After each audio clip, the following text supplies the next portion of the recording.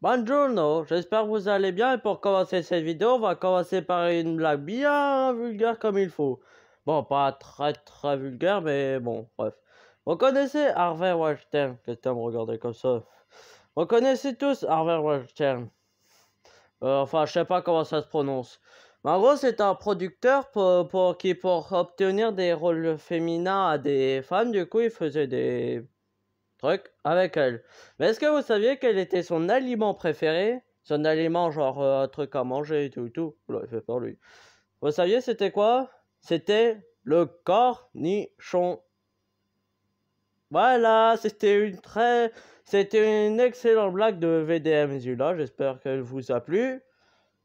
Et voilà, on va détruire quelques immeubles parce que nous, on est des terroristes, nous. Et d'ailleurs, techniquement, les gens ils disent que le terrorisme c'est nul comme idée, ouais, tu tues des gens. Mais techniquement, si on regarde plus attentivement, c'est pas si mal comme idée, non? Parce que techniquement, vu qu'on récemment on est plus de 8 milliards sur Terre, et si vous le savez pas, ça veut dire que vous vivez dans une grotte qui est elle-même dans une grotte qui est elle-même dans le trou de balle de l'Amazonie, qui est quand même au Brésil. Bah vous savez, bah, techniquement, vu que les gens, le gouvernement, il doit donner de la nourriture aux autres, techniquement, s'il y a moins d'humains, ça fait plus d'économies, donc plus de nourriture pour les autres. Imaginez ces pauvres SDF, ils vivent dans la rue, ils ont rien à manger. Les restos, pour eux, c'est des poubelles. Bah, techniquement, vu qu'il y a moins d'humains, ils auront plus d'argent, ils auront plus de nourriture pour eux. C'est normal. Moi, c'est tout logique comme fonctionnement. Moins de problèmes. Et je sens que je vais me faire ban par YouTube. Bonjour Gorille. Alors oui, je le tabasse parce que bon, techniquement, bon, j'en devrais pas parce que techniquement, il fait du terrorisme, ce qui donne plus d'argent aux pauvres, tu vois. Mais quand même, c'est mon boulot et pas celui des autres. Lui, il m'a fait un coup, le mec. Oh là là, il est vénère. Il est extrêmement vénère, si je puis dire. Ah, c'est la maladie. Je sens que je vais bientôt clamser.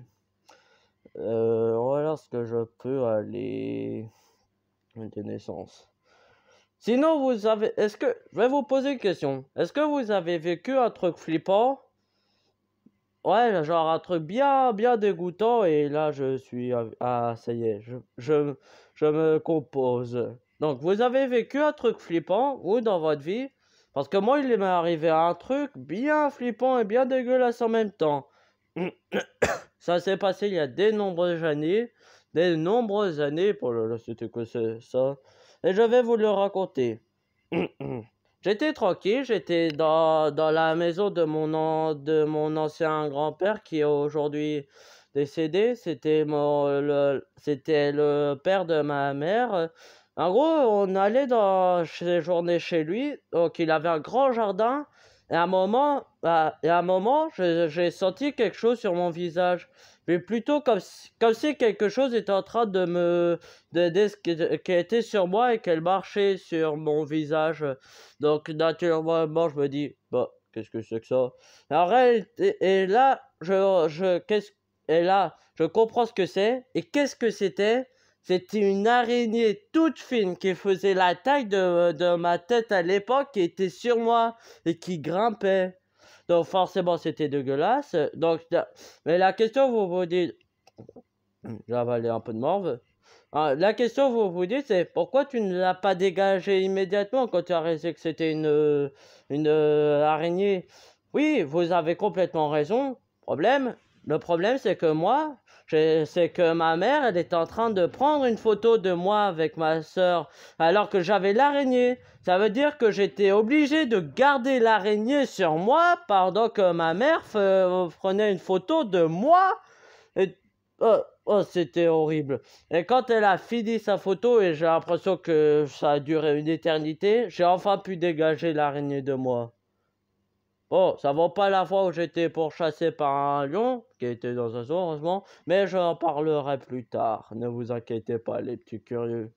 Et les sadiques qui aiment voir des gens qui ont failli se faire bouffer par un lion. Oula, c'était rangé, ça. Donc, en attendant... Chut! Je parle!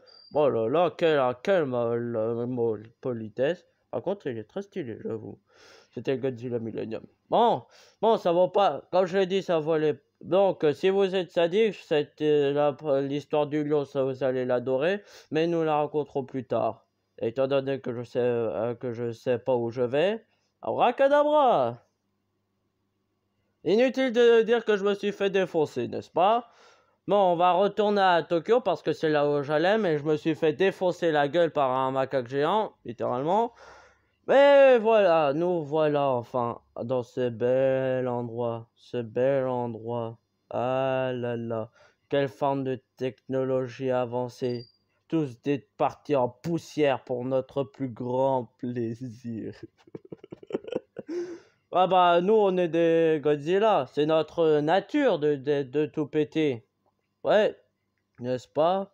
Donc on traverse le pont. C'est un petit clin d'œil à Godzilla vs Kong de 2021. Pour ceux qui n'avaient pas vu ce film incroyable. Bah, encore lui! C'est lui là! Ah, là, c'est lui! Oh, cette fois-ci je ne fais pas l'idiot parce que je me suis dit, la meilleure forme de défense, c'est l'attaque. Ceci est un proverbe extrêmement ridicule. Non, la meilleure forme de défense, c'est la fuite. Tout le monde le sait bien. Bande de... Hein, qui n'a jamais fui quand on se fait agresser? Bande de lâches. Et je crois que j'ai... Qu'est-ce qu'il foutait sur un immeuble? Il s'est... C'était un... Attends, c'était bien un Godzilla. Il faut pas confondre Godzilla et King Kong. Avec la fois, il a grimpé sur l'Empire State Building. Non? Oh, c'est pas grave. Chacun a un livre de penser à ce qu'il est. Bon, c'est mes gros droits. J'espère que cette vidéo vous aura plu. Et j'espère surtout que la vanne vous a plu. Hein? Vu que c'était à peu près la meilleure partie de la vidéo. C'est à peu près la meilleure partie de ma chaîne, mais bon, on s'en fout. Bon, adios.